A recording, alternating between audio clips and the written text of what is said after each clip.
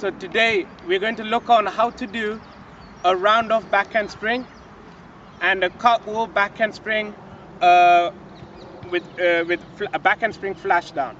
Okay, so two movements. So let me first demonstrate how it looks like.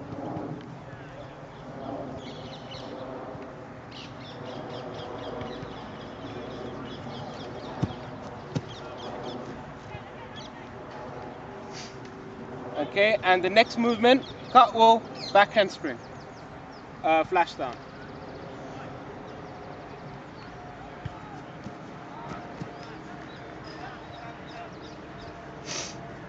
Now, there's a lot of technicality elements into this movement, but first of all, I would definitely expect everyone to have a nice round off. You need a very powerful round off, the one where your chest is up high.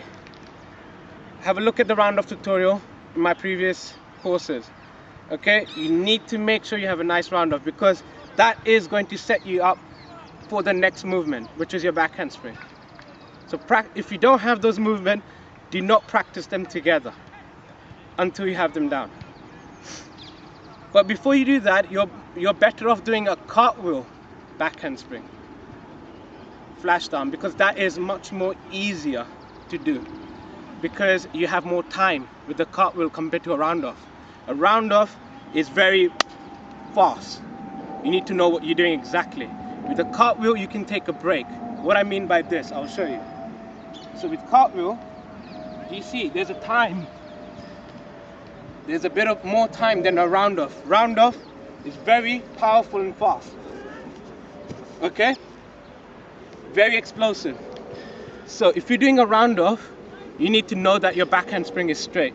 Because if there's a little bit of bent arms in your back handspring, you're going to have an injury. So with tumbling, make sure everything is in a straight line. Practice your movement going in a straight line, and also make sure that everything is locked. All your limbs need to be locked, right from your knee to your elbow joints, and it should be right by your ears when you're doing your cartwheel or when you're doing a round off or a back handspring. It needs to be straight alignment completely. And also each and every movement you need to reach more. Okay, what I mean by reach is if you have a cartwheel like this, that's not a cartwheel.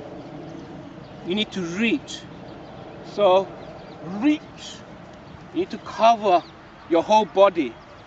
It needs to cover from your arms to your legs. That's a minimum requirement that your move should end with. Each move should end like this.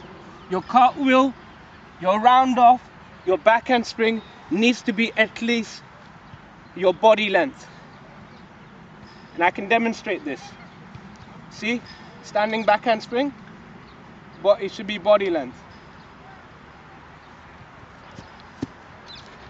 Okay, I was here, I started off here, you see body length. Cartwheel, I start off here and I'll end there. Again, starting there, body length. Okay, so you get the idea. If you're reaching more, you're going to convert the power a little bit more, because it's from distance you're trying to convert into either height or momentum. So to build momentum or height, you need to make sure you go one body length at least in each of your flips or moves that you're doing.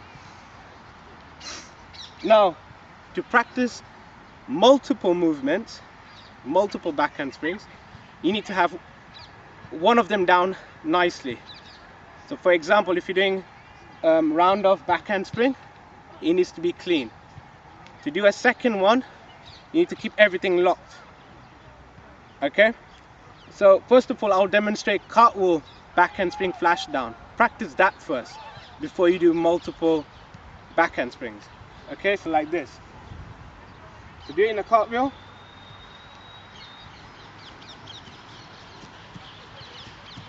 Okay, why I would say, you see how I kept everything in locked and everything had the same momentum. It wasn't like one was more powerful than the other. It had the same momentum, and that momentum was there because I kept my body length the same. If I change my body length, if I bend my arms, or if I do anything funny, or if I land less than my body length, my momentum will go away, and my second movement will not look good. So to make sure that you have the nice strong foundation in terms of one of the combination before you start doing multiples. So cartwheel back handspring flashdown is the best example of doing it first. Okay, once you've got that down, now you can start doing round of multiple back handsprings, because you have now the control or the understanding of the momentum. So I'll show you now how to do round of 2 back handsprings. Okay,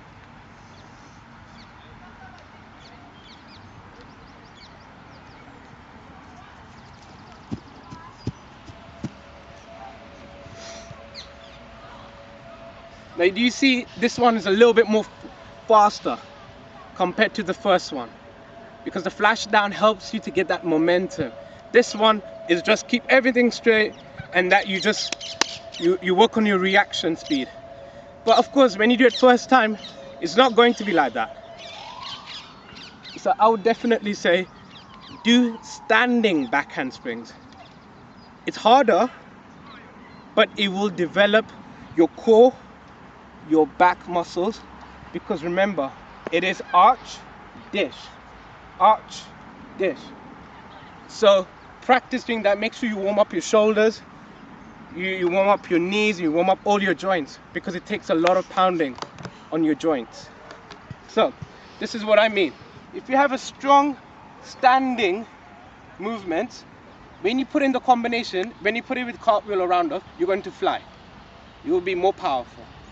So this is what I mean. If you have a strong back handspring flash down like this, okay, it's very easy for me to do multiples, because I keep the same position, and all I do is I go for a second time, but keeping my body, my form rigid. Keeping my form rigid, that's very important. And breathing is very important. So you need to breathe, because a lot of people tense up and they don't know when to breathe. Okay, so breathing in tumbling is very, very important. So how I do it is I breathe in and breathe out when I land. So breathe in, and then when my hands touch the floor, that's when I breathe out. Just like this. You'll hear my breathing. But like, okay, again. So now you can practice standing back handspring.